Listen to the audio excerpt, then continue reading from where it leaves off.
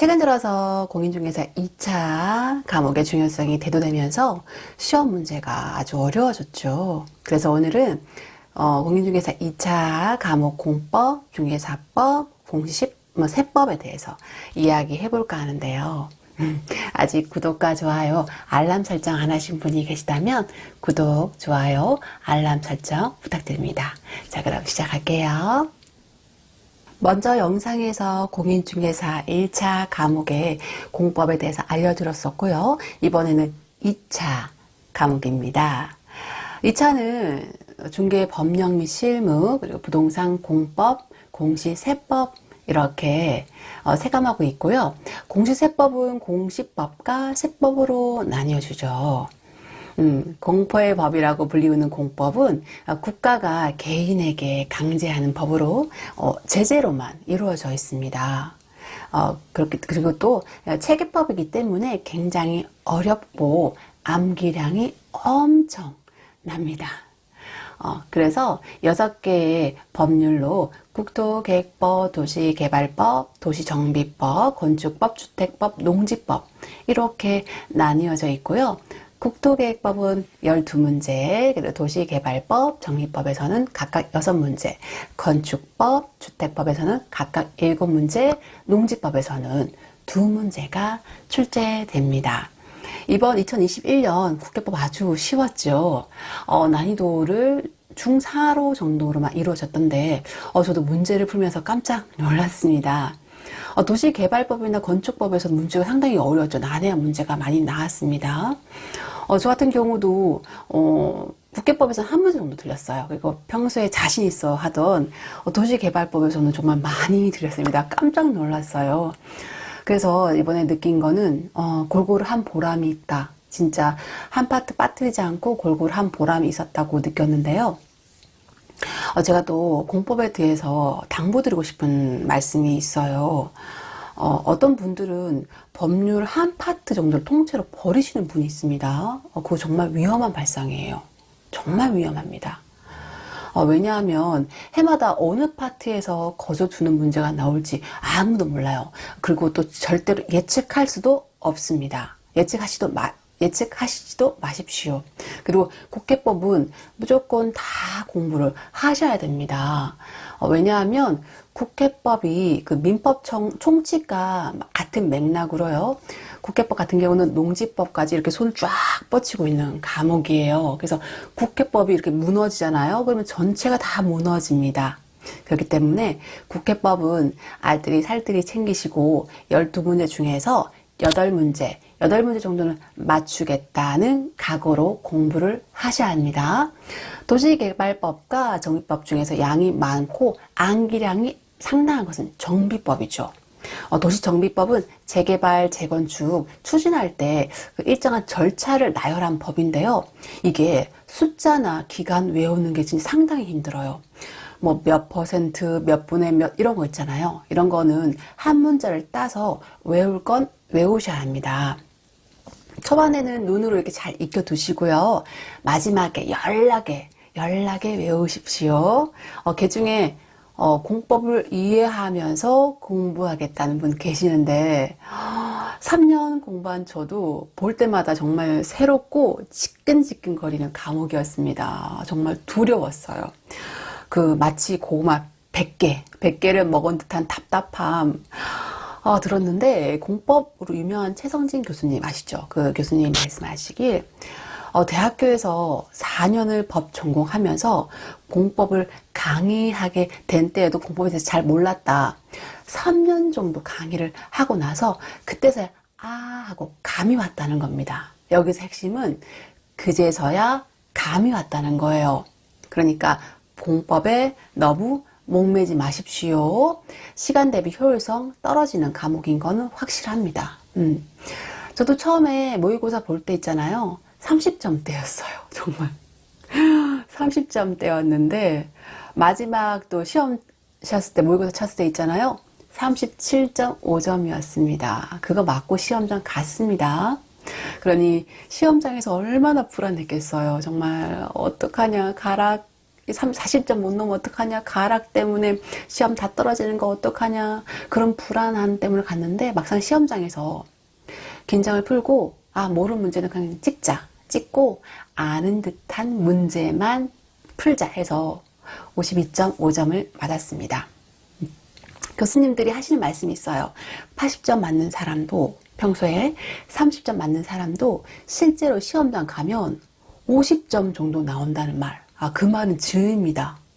워낙 변동성이 커요. 그러니 점수 잘 나온다고 자만하지도 말고, 점수가 잘 안 나온다고 낙심할 필요도 전혀 없는 과목입니다.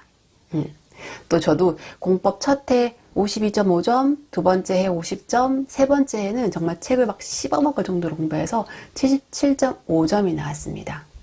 그러니까 처음에는 동영상 그 강의 보는 것만으로도 좀 벅차실 거예요. 너무 힘들거든요. 어떠냐면 지루하죠. 무슨 말인지 모르겠고 잠은 오고 정말 미치기 일보 직전이실 겁니다. 하지만 앉아서 들을 수 있는 그 엉덩이 힘을 기르시고 그 어느 순간부터 들는데 거의 막바지에 들려요. 사실 공법 수업 듣다가 열받은 적 저도 한두 번 아니었습니다. 들어도 무슨 소리인지 모르겠고 그 민법보다 더 심각했어요. 그리고 또 같이 공부하는 그 학우 중에서도 저와 같은 고민들을 가진 분들이 거의 대다수였어요. 시험 직전까지 공법 때문에 미치겠다, 공법 어떡하냐 하고 곡소리 내고 정말 누구나 하는 소리였습니다. 근데 시험 치고 결과적으로요, 가락 나오지 않는 이상 공법은 시험에 영향을 미치는 과목이 아니에요. 너무 올인하지 마시고 또 너무 무심하지 않게 학원에서 하라는 대로 교수님을 믿고 그냥 따라가시면 될 것 같아요. 그러니까 중요한 거는 정말 중개사법입니다. 중개사법이 정말 중요해요. 공법이 아닙니다. 중개사법이에요. 이 과목은 완전히 책을 막 씹어먹을 정도로 그런 장엄한 각오로 대하셔야 합니다. 저도 이제 첫째, 두 번째까지 중개사법 너무 만만하게 봤죠. 양도 사실 뭐 적다고 얘기하잖아요. 다른 과목에 비해서. 뭐 시험 유형이나 패턴 이런 거 변화있는 거, 지엽적인 거까지 묻는다 이런 거를 그냥 간과한 채 그냥 쉽게 하려고 하고 요약집도 안 봤어요. 그냥 집어 던지고 백선이나 뭐 1일 특강 버티려 했죠. 왜냐하면 공부 양이 너무 많으니까 다른 과목 봐야 되니까요.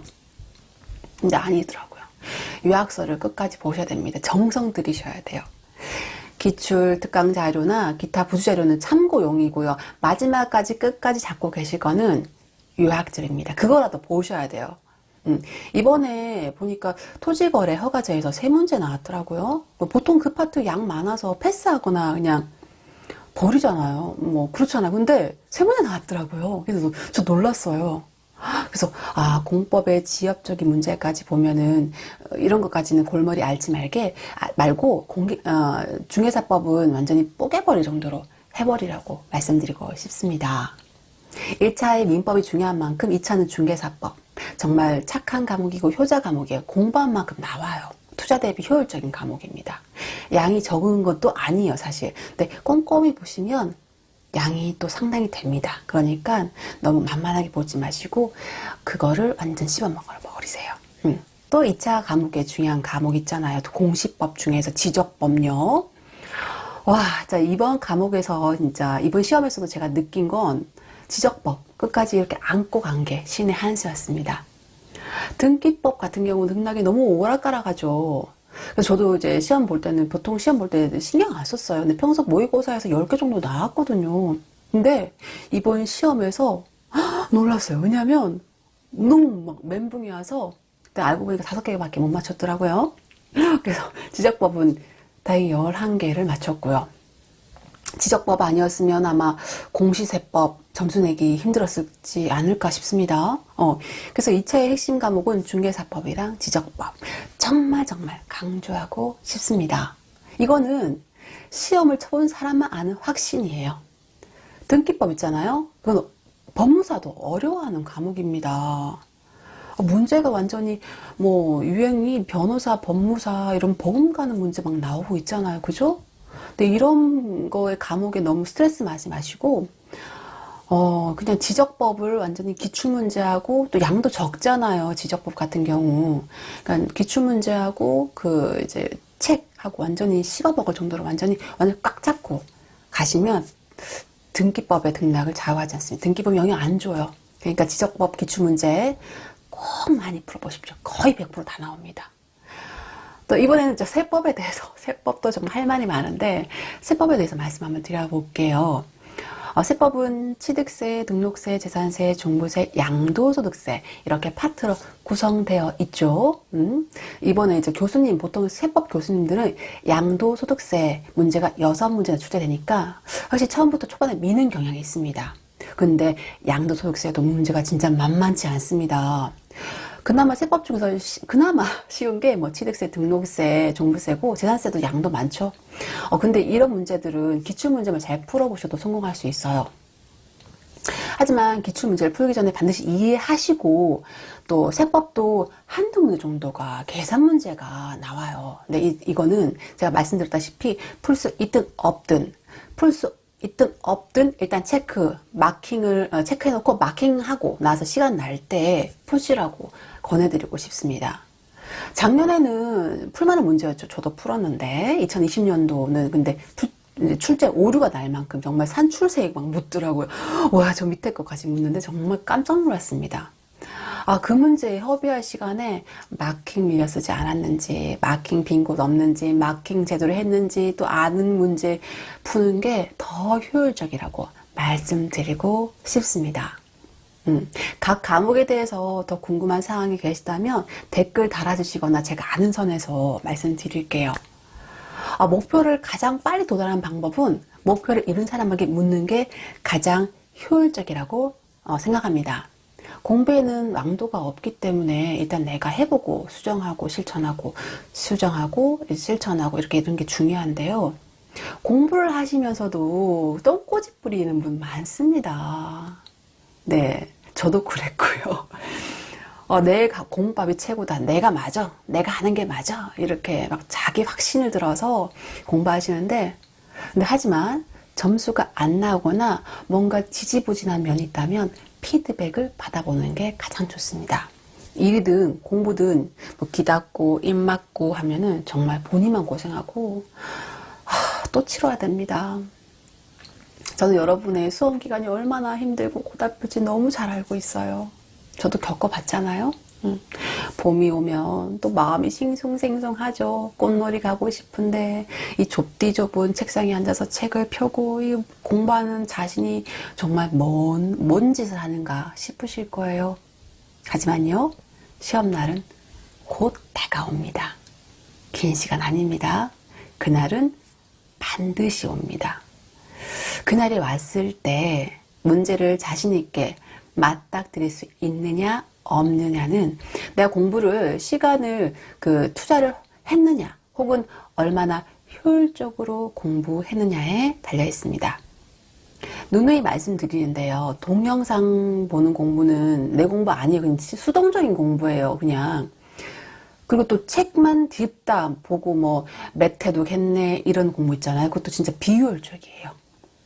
모의고사를 쳐서 공부 방향이 제대로 가고 있나 체크하시고 모르는 건 묻고 공부 방향도 물어보고 또 궁금한 거 찾고 보고 하셔야지 공부라는 세계에서 길을 잃지 않습니다. 공부도 감이 좀 있어야 돼요. 그 감을 모르시는 분들은 찾아보십시오. 꼭 명심하시길 바랍니다.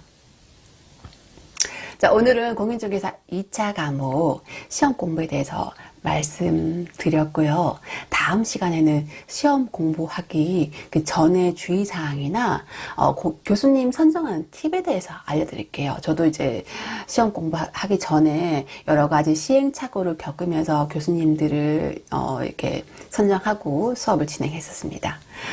그러니까 조금 도움이 되실 거예요. 자, 부동산을 공부해서 투자로 성공하고 경제적 자유를 누리는 그날까지 안녕.